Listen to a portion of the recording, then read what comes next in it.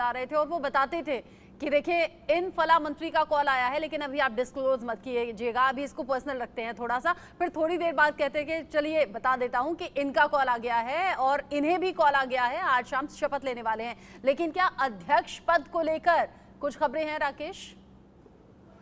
देखिए, इस बार जो बीजेपी का अध्यक्ष वही व्यक्ति होगा जो कि संघ की मजबूरी के बाद ही संघ की जो है मंजूरी मिलेगी, उसके बाद ही अध्यक्ष बनेगा। और तमाम चीज़ों पर जो जिस तरह से जिक्र कर रहे थे, जो आने वाला चुनौती है वो चुनौती है हरियाणा, महाराष्ट्र और दिल्ली भी विधानसभा चुनाव काफ़ी अहम होगा बीजेपी की। भले ही 7 सीट बीजेपी ने जीत दर्ज कर ली है, लेकिन यहाँ पर जो है मुकाबला काफ़ी रोचक होने वाला है।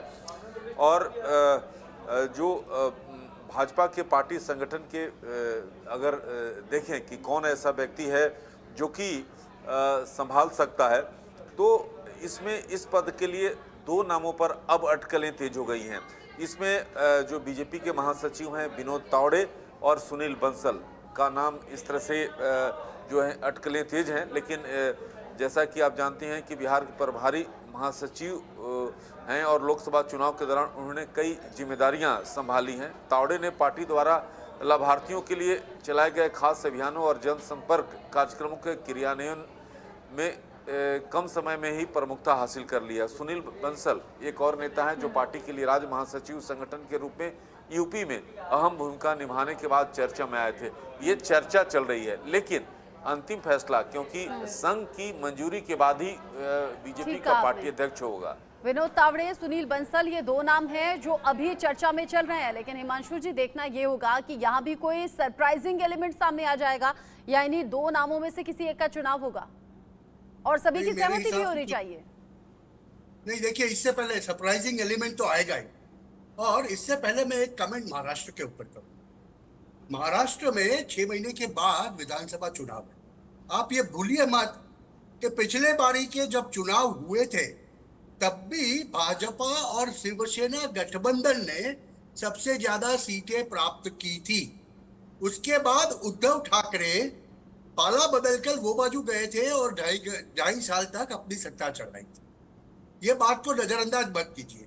आज शिवसेना के काफी एमपी दोनों साइड, क्योंकि एक साइड 7 सीट जीती है, दूसरी साइड 9 सीट जीती है। और मैं आपको स्पेसिफिक रीजन बताऊं, सांगली की लोकसभा बैठक के ऊपर शिवसेना उद्धव ठाकरे के प्रत्याशी को हराने के लिए कांग्रेस ने एक अपक्ष खड़ा किया था और हकीकत में इसकी वजह से शिवसेना उद्धव ठाकरे वाला कैंडिडेट हार गया। तो ज्यादा उद्धव ठाकरे सही हुए हैं, उसकी वजह वो दिल्ली भी नहीं आए इंडी की बैठक में, उसकी वजह ये है। और एक बैकडोर नेगोशिएशन 2 शिवसेना को एक करने के लिए हो रहा। तो मुझे ये ताज्जुब नहीं होगा कि विधानसभा के चुनाव के पहले हमें 2 में से 1 शिवसेना में। और जहां तक अजीत पवार और शरद दादा पवार का सवाल है, दोनों तरफा बात रहे हैं।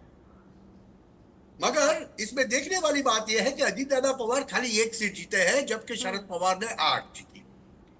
तो पलड़ा शरद पवार का भारी रहेगा। हाँ। दोनों ओर से, यानी महाराष्ट्र में समीकरण कभी भी बदल सकते हैं, कभी भी बिगड़ सकते हैं और आने वाले इलेक्शन को लेकर, विधानसभा इलेक्शन को लेकर बहुत ज्यादा सतर्क यहाँ सभी पार्टियों को रहना होगा। जो खबर मैंने अभी दर्शकों को बताई, एक बार फिर से अपडेट हम कर दें।